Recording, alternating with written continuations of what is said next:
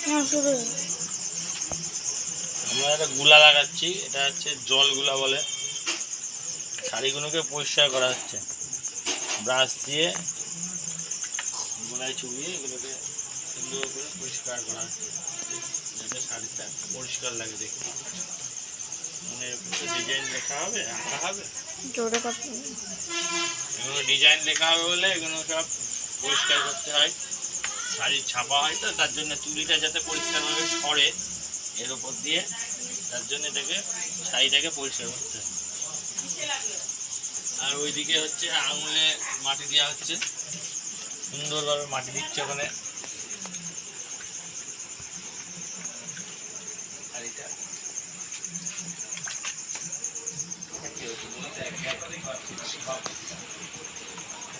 এটা হলো আমাদের সূর্য ভাই।